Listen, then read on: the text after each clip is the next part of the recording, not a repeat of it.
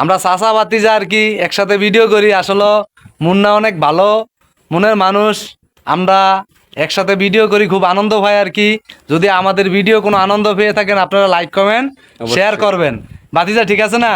কিন্তু আমার ভাতিজা মাশাআল্লাহ দিলে বিয়ার উপযুক্ত হয়েছে, আমার কিন্তু বিয়ার বয়স হয় নাই আর কি। তো যাই হোক, আমার ভাতিজার লেগে একটা সম্বন্ধ চাইতে আছি, ইনশাল্লাহ দোয়া করেন।